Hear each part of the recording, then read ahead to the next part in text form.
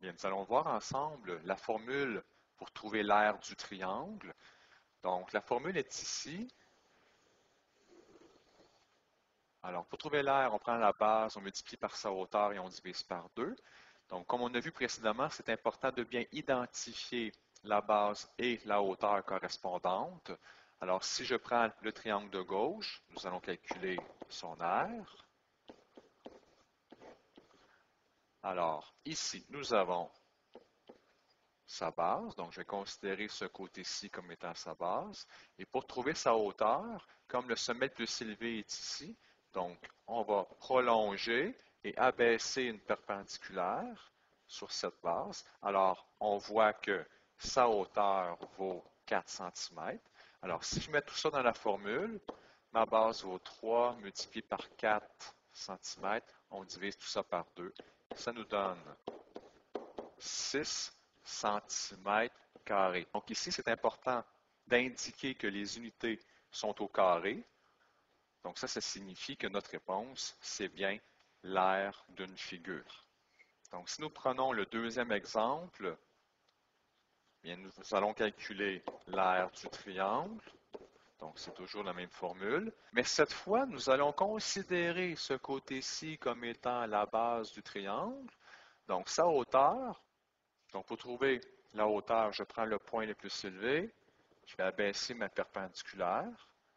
Alors, on voit que notre base vaut 6, la hauteur vaut 1,5. Donc, je mets ça dans ma formule.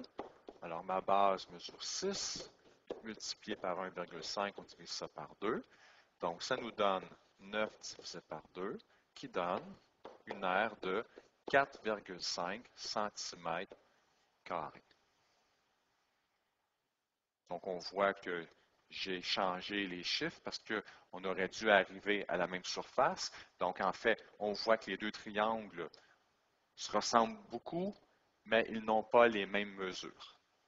Donc, ici, on demande de calculer la hauteur du triangle ci-dessous, arrondissez au dixième près. Donc, il y a plusieurs informations qui sont déjà inscrites. Il manque ici ce que l'on cherche, la hauteur. Donc, je vais mettre un point d'interrogation pour indiquer que c'est ça que je cherche. Et à la fin, je devrais penser d'arrondir ma réponse au dixième près. Comme on me donne l'information de l'aire du triangle, donc je vais partir avec la formule de l'aire du triangle. Je vais mettre mes informations à l'intérieur. Je sais que l'aire vaut 72,54 cm². Mais si on regarde attentivement, on se rend compte qu'on n'a pas les mêmes unités de mesure. Donc, les centimètres carrés, ça ne va pas avec les mètres. Donc, je vais transformer mes mètres en centimètres. Donc, je vais prendre mon tableau de conversion du système métrique.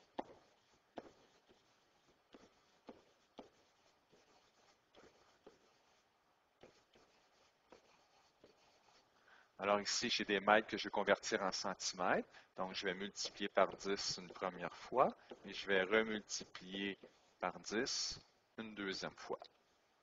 Alors, ça nous donne 16,4 cm. Donc, je vais mettre cette information-là dans ma formule. Donc, B vaut 16,4 cm. Je vais multiplier par la hauteur que je cherche. Je vais diviser ça par 2.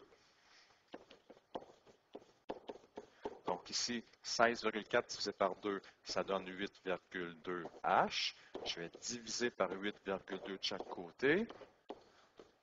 Donc, la hauteur nous donne 8,846. Donc, comme on cherche à arrondir au dixième près, donc je vais couper ici au dixième. Je vais regarder le prochain nombre, plutôt le prochain chiffre. Donc, ici, c'est un 4. Donc, je vais laisser mon 8 comme il est présentement. Donc, ça donne 8,8 cm pour ma hauteur.